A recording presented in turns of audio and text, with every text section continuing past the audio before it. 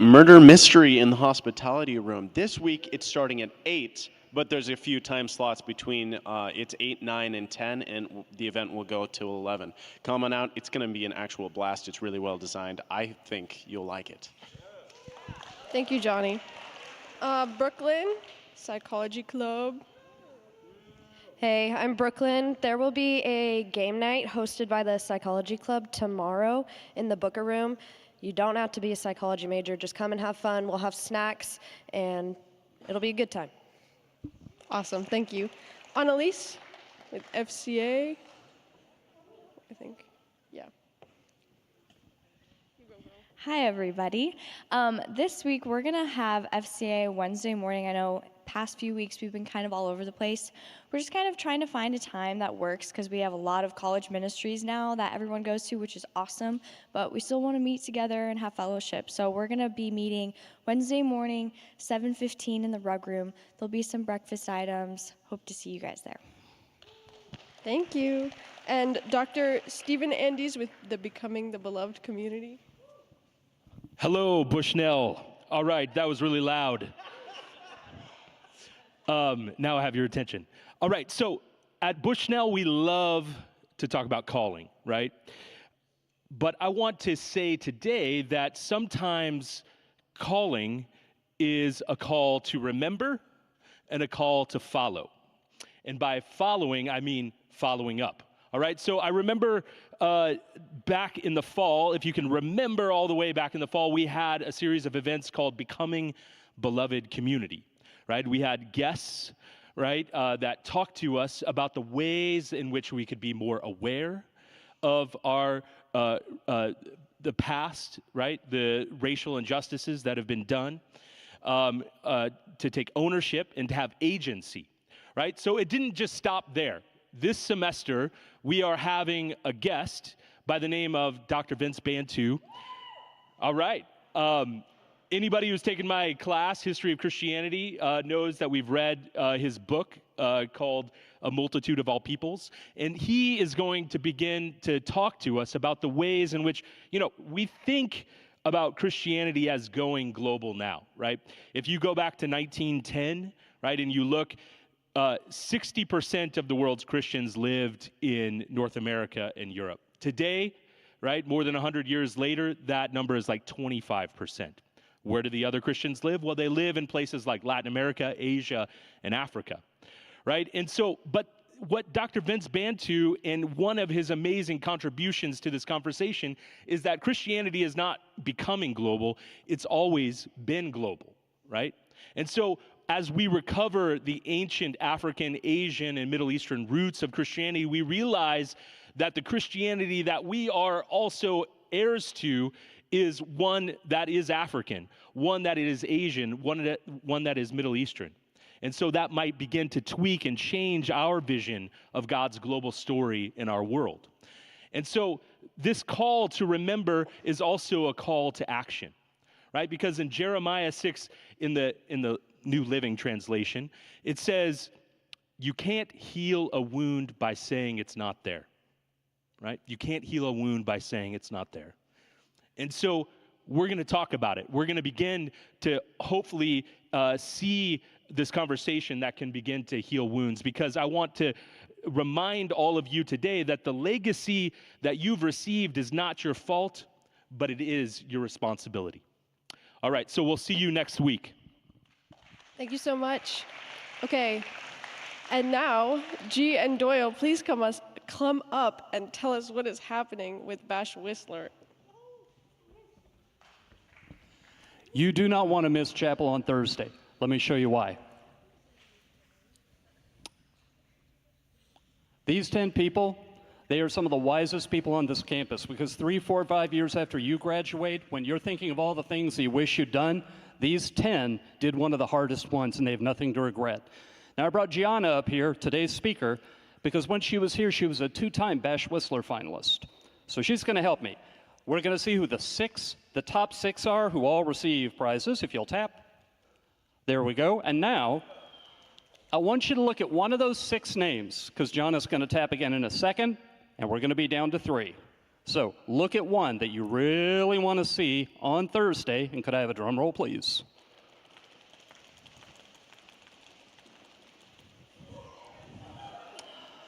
If Kalani wins on Thursday, she will be the first woman to win back-to-back championships in the 10 billion years I've been here. Let's see if Kayla or Dennis can slap it out of her hands. Don't miss Thursday. Cool. Will you guys please stand so that Grove can lead us in musical worship?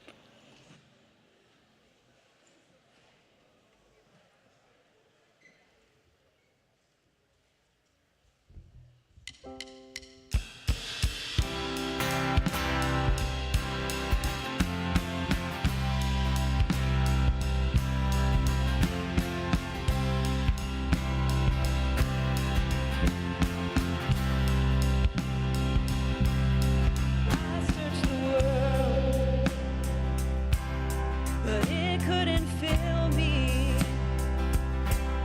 Amidst empty praise and treasures of faith,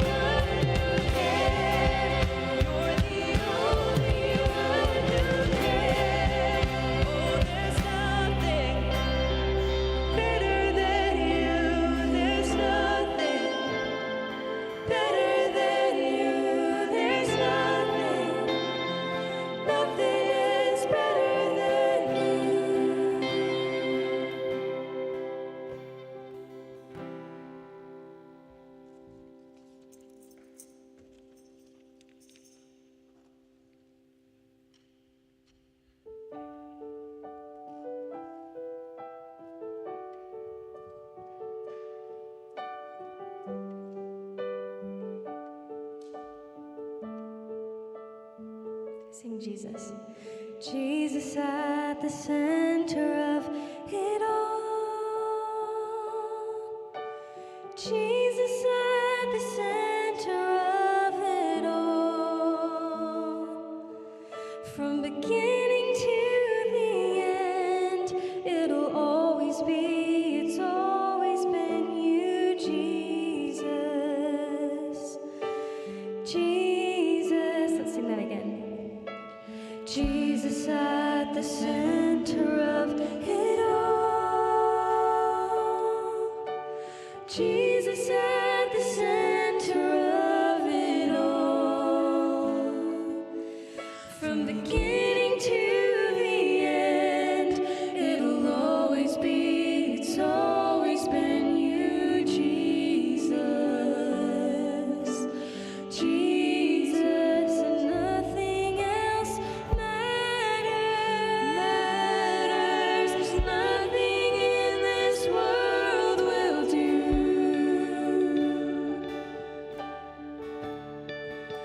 'Cause Jesus, you're the center. Everything revolves around you. Jesus, you. So Jesus, be the center of my life. Oh, Jesus, be the center of my life. From beginning to the end, it'll always be, it's always been you, Jesus. Oh, Jesus, and nothing else matters. Nothing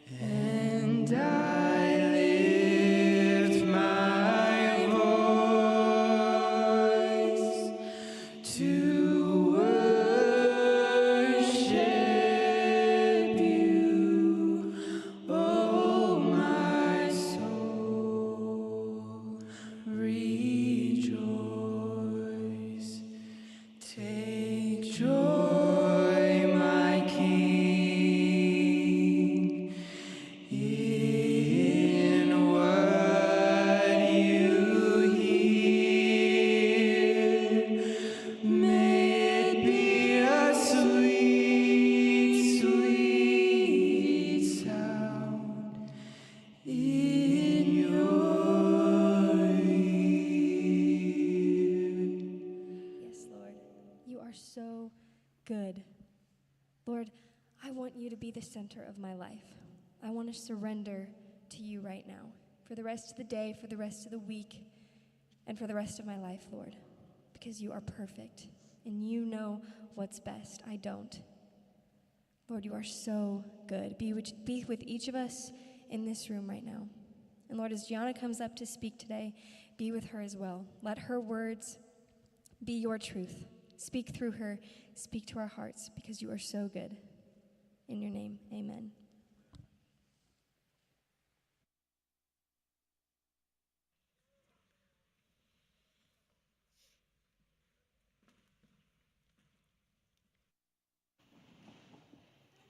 Hi, everyone. I'm going to be introducing Gianna Raz this morning. She's the women's team assistant coach. She's a ray of sunshine. She's the most wonderful human ever. I love her so much. And I'm here to introduce the other side of Gianna Raz, the Westside pastor side. She's the associate pastor, but don't let that title fool you. This girl kept this church alive all through COVID, pretty much single-handedly, and she's one of the most, if not the most, authentic person I've ever seen in ministry, and I love her for it. So with that, please give Gianna a warm welcome. I love you, I love you, I love you, I love you, I love you, I love you. They were trying to make me cry before coming up here. That's nice. It's not mean. Wow, that was so sweet. Thank you. I love those girls so much. Hi, good morning. I'm so happy to be with you this morning. Like they said, my name's Gianna. I got to graduate from, in my day, it was NCU, in 2019, so almost 5 years ago. Oh, feels so long, but like not really. You're almost there. So good. So, I just want to be here this morning and share a little bit, one, kind of my heart, but also hopefully some truth and something that you can take away today. I'm going to be talking about joy in trial. Joy specifically is something that's very dear to my heart. Not in a like, I'm so cool kind of way, but I just know that the Lord has gifted me with joy. Like that's the thing. If I could tell you it's not me, it's Jesus. It's the joy that he has so freely given me in my life. And I don't know why that was the one, but that is what I am just so connected with. It's tattooed on the back of my arm. You can't see it, but if you want to see it, I'll show you later. But yes, so joy is so, near and dear to my heart. Just to begin us off, I'm going to read a verse to kind of get us in the mood, in the right setting to talk about joy in trial. Consider it pure joy, my brothers and sisters, whenever you face trials of many kinds, because you know the testing of your faith produces perseverance. Let perseverance finish its work so that you may be mature and complete, not lacking anything. That's from James 1, 2 through 4. So again, before I begin, I gotta give a couple of shout outs.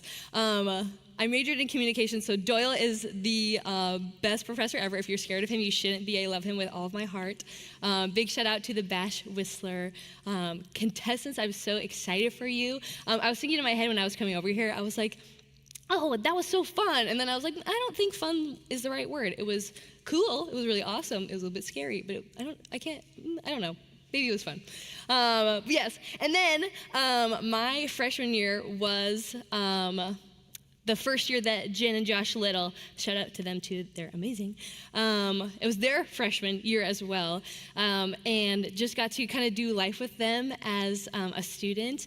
And now we just hired Joshua as our pastor in August, which is a huge blessing after not having a pastor for almost 2 years. So I love just getting to do life with those two. And yeah, we just kind of laugh. We're like, when we were both little freshmen, how were we going to know we were ever going to work together? So cool, so fun. Sorry, okay, I really had to share that before we get started. So back to the real stuff. Talking about joy and trial today. So just a disclaimer, I'm going to be talking about the different ways we can respond to trial, respond to suffering, but by no means going along with this message. Our trials and our sufferings are real. They're serious. They're important. They're important to go through, and I'm not demeaning them by any way. Don't take that away today. They are real. And I'm not telling us this morning to ignore them either. There's a time and a place for us to mourn and to grieve. We should do that. We should do that with each other. And what I'm about to share doesn't make anything necessarily easier. It's not going to make our situations, our trials, our suffering easier, but it's a tool. It's something that we can have a different perspective on and about. It can change our mindset. These things can change our mindset on our grievances, our sufferings. It can help us get through and to see, hopefully, the hidden joys while going through those trials. We can find those hidden joys. And as we know, we live in a fallen world.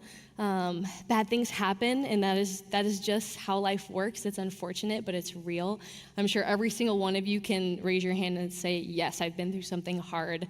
In the last year, month, 10 years, your whole life, whatever it is, we all have that. And we can ask why.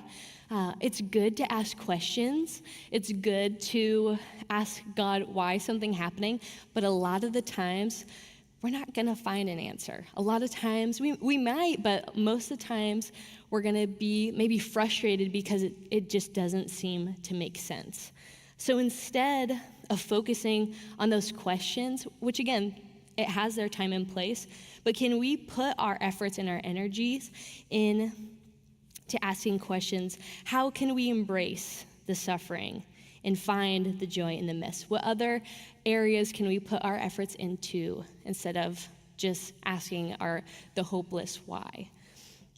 How can we find the joy? So in our staff, we read a book called Embracing Obscurity, and we read a chapter all about suffering. So I take a lot of inspiration from that chapter of that book. It's a great book if you ever want to read it, Embracing Obscurity by author Anonymous. It's funny. There are obvious trials like loss and sickness. Those are two big ones. Losing someone you love, having a loved one be sick, having you be sick, wherever it is. There's big ones, but we also have to keep in mind that there's smaller ones too.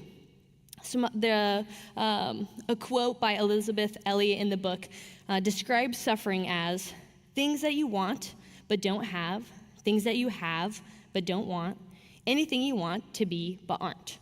Which I thought was interesting, calling that suffering, because that can really look like so many different things.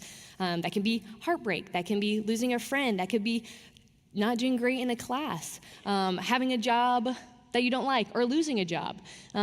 There are little sufferings as well. She also says, the word suffering is much too grand to apply to most of our troubles, but if we don't learn to refer the little things to God, how shall we learn to refer the big ones? Which is so true. I feel like I don't know about you, but I have an easier time trusting the Lord with bigger things than the smaller things.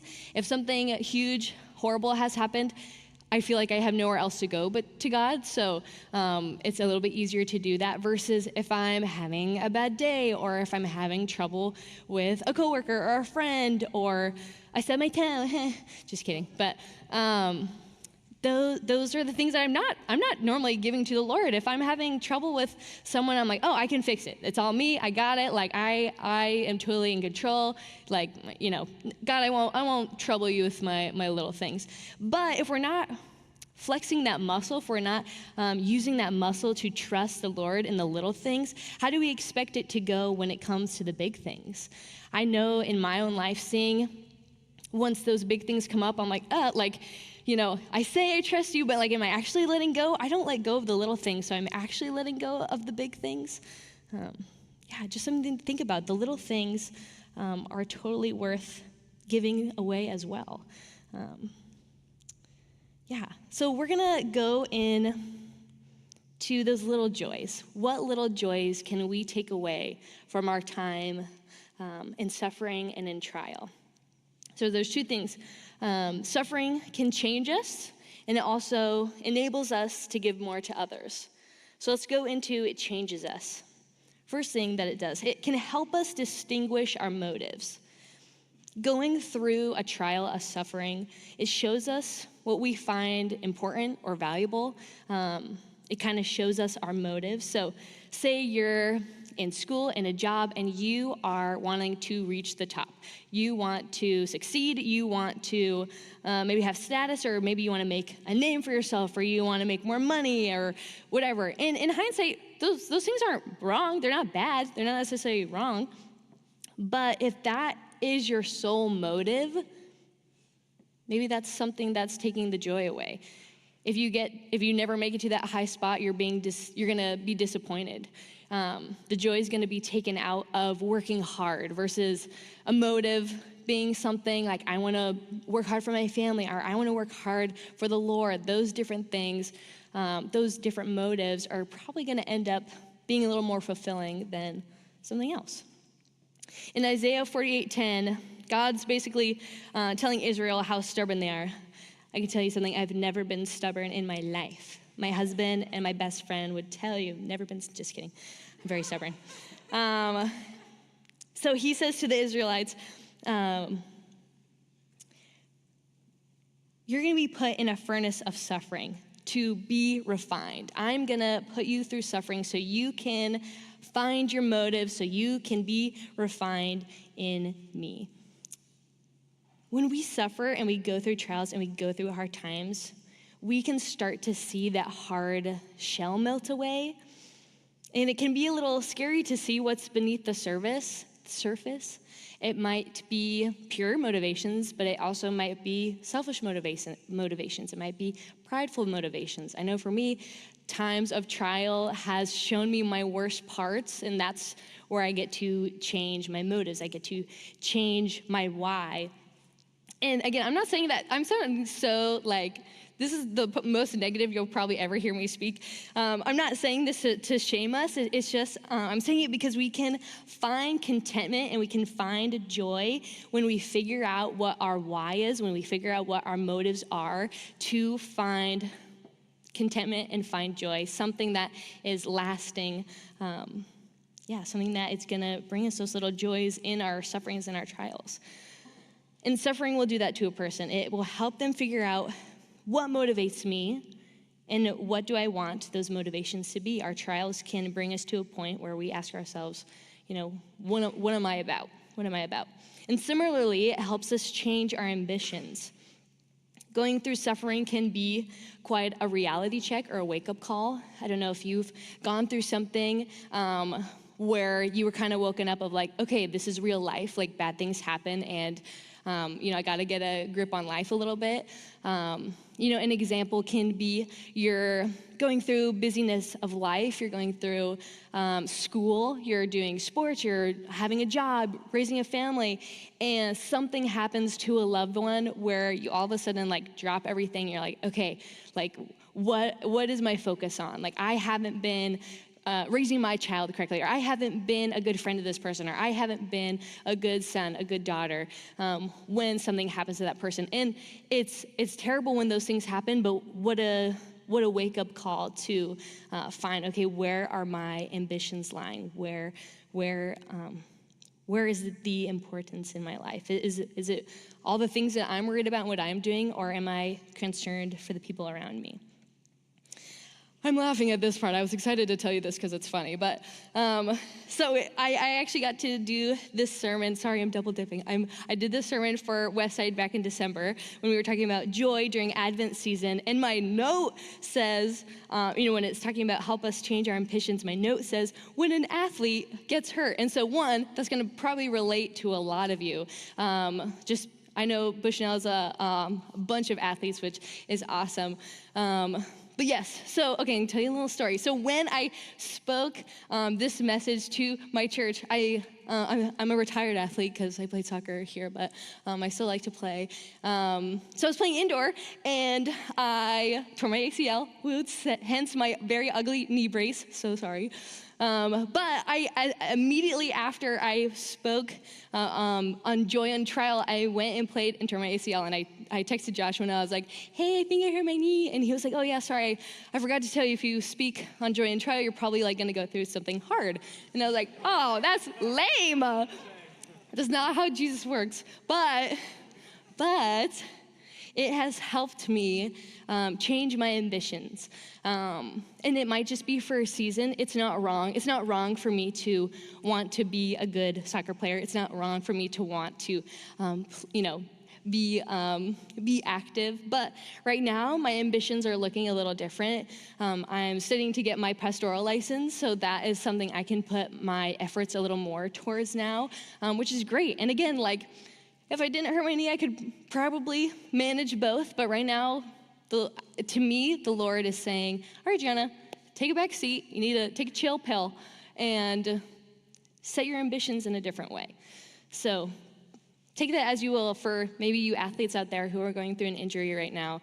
Like, again, it's not, we live in a fallen world and bad things happen, but maybe just like open your ears to hear what the Lord is saying to you during this time. Maybe your ambitions are just healing, and that's okay too. If you know anything about Paul in the Bible, he had many reality checks.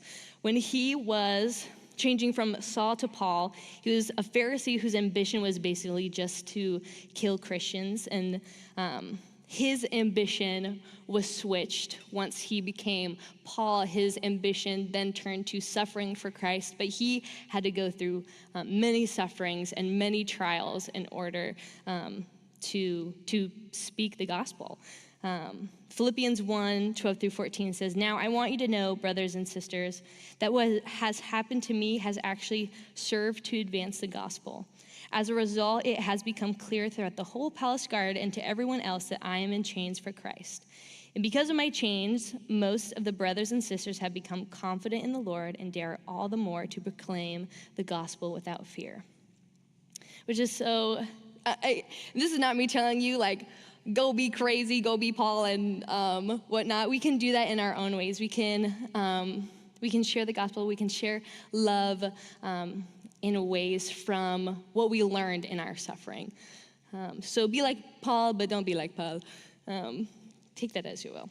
So going through these sufferings is hard, but it's necessary. It's necessary for us to grow and learn and change. And then going on into the second part of how we can find little joys in suffering. This one's my favorite. It enables us to give. Going through suffering enables us to give. You know anything about me, I just love to love people so much if you give me the chance. So one of my favorite verses, Matthew 22:39 says, love your neighbor as yourself. What an amazing gift as human beings we have to love others well, especially those who have gone through similar trials as we have. What a gift it is to have gone through something hard and be able to offer empathy and love to your neighbor, to your friend, to whoever. I'm going to tell you another sad story, so sorry. It's just the most recent trial suffering that me and my husband have gone through. I'm going to save you the details because for, lack of time and things. But my husband and I got a puppy last summer, which was so wonderful. We had her for like 3 or 4 months, and we tragically lost her, and she passed away. And again, it's a pet, and I can understand. This is just me trying to soothe myself, but it's a pet, and it's not a human being. But I'm sure many of you have pets who feel like family. And though we had her for a short time, it was really hard. It was really hard. It happened in September, and it was so terrible, but what a beautiful way for people to come alongside us and love us. The soccer girls came and brought me flowers and a card, which, like, how sweet and thoughtful. Of course, my church family was around me, and my good friends and my family. But what a wonderful way for joy to step into something really hard. It was really beautiful. And I actually have he goes here, he's also my other intern. Sophie's my other intern, but Justin, if you know Justin Hines, him and his wife Opal are dear friends of ours. And they actually went through something similar with their own pet just like months before us. And so it was so special to have them be alongside us in this because they were people who like truly understood, and they could really understand what we were feeling, what we were going through. And there was something just extra special about their love and their care for us. So going through similar sufferings and trials, it bonds us together. It's some of the most like humanness we can have with each other. And though suffering is hard, it's so beautiful. A quote from that book says, "Through suffering, we are enabled to love, give, support, stand by, encourage, and empathize with our neighbors in ways we were never able to before." So beautiful. I absolutely love that. So whether you're going through something or you know someone who's going through something maybe similar to you, I just challenge you, reach out to that person, offer your love, offer your care, whether it's a meal, I know it's different being a college student, go get them a meal at the caf and then go deliver it to their home. That's so sweet. Whatever it is, be that neighbor for someone else. Colossians 1:24 says, Paul is rejoicing in his sufferings because it means people get to know Jesus. So it says, now I rejoice in what I am suffering for you, and I fill up in my flesh what is lacking in regard to Christ's afflictions for the sake of his body, which is the church. So beautiful. Paul is rejoicing in his sufferings because it means people get to know Jesus.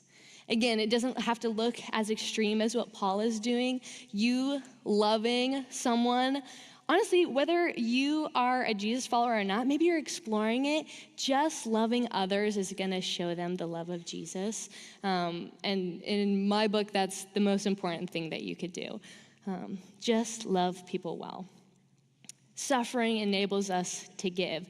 And a great example of a person that I know has gone through trials and suffering and was so able to give love and joy. I got to co-lead the Puerto Rico mission trip for Bushnell last summer with Matt. Woo, Matt. He also gets a shout out. And we got to meet Jose, who's going to be pictured up here. That's me and Jose. Love that man. So we got to go to Jose's home, and he has been waiting for years and years for his home to be repaired from the hurricanes that happened over in Puerto Rico. And though he has gone through so much trial, so much suffering, I just can't even explain to you the coming into his situation. But this man was so giving and so joyful. He had a beautiful garden that he gave us some really yummy fruits that I couldn't tell you the name of. Guanabana? Is that it? Yeah. Oh, so good. It's so good. If you ever have a chance to go to Puerto Rico, get it. It's so good. His fruits, I think he aloe vera leaves. It was amazing. He shared everything that he had, even if what he had was a smaller portion, something that probably he was just feeding him and his son, and he was sharing it with us. Suffering enables you to give even more than we think. So what a beautiful example of being able to give in your trials. I'm going to wrap up here, so band, you're welcome to come back up. But you guys, at the end of the day, looking at our suffering and our trials, Jesus is the ultimate example of suffering.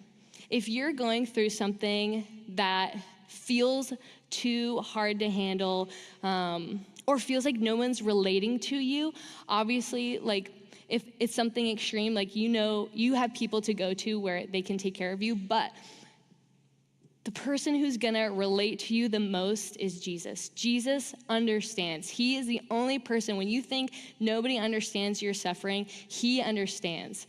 He is the ultimate example of suffering. Sometimes the best way to love people is suffering on their behalves. Sound familiar? Jesus suffering on our behalf. Sometimes the best way to love people is suffering on their behalf. What does that look like for you? It can look like many different things, but what does that look like for you?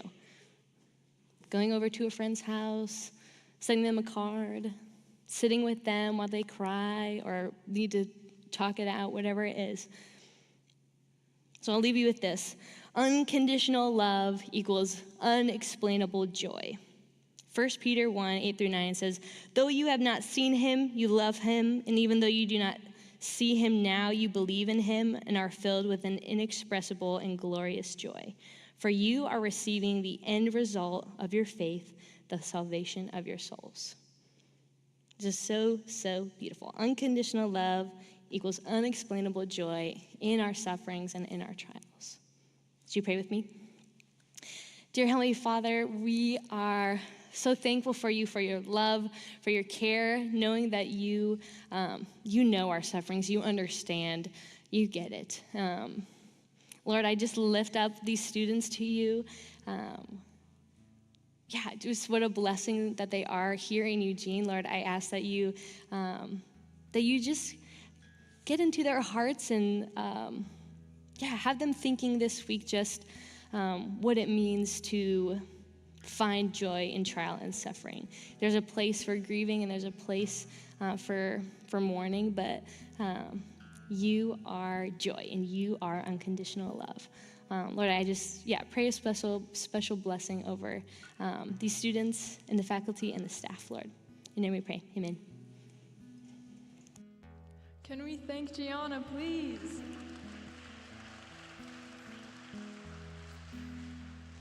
All right, so this next song is called To the Commission. We've done this before, but we haven't done this a lot. So if you don't know the words to this song, just listen, reflect on it.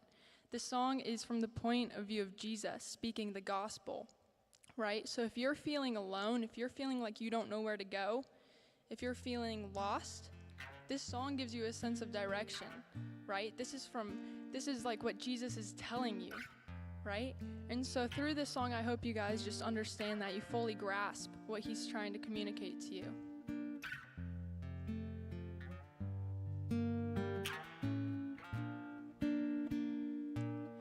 See my hands, look at my feet.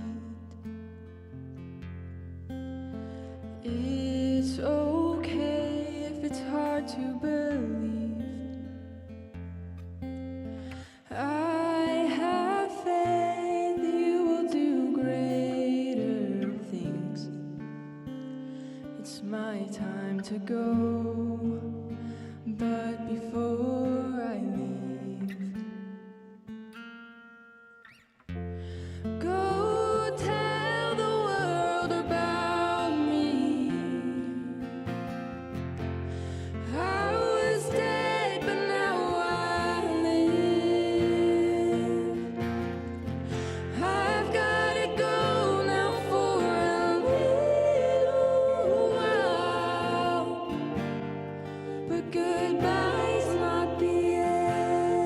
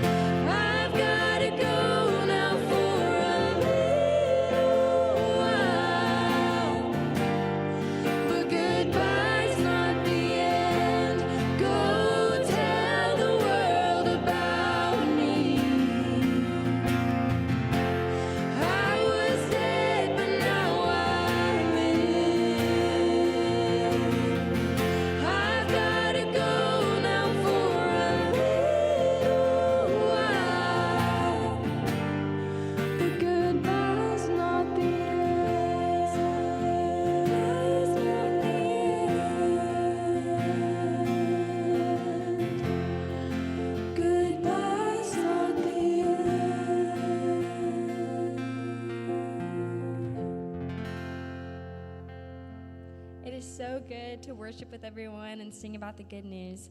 Go ahead and join me in the benediction. Seek the kingdom of God above all else and live righteously.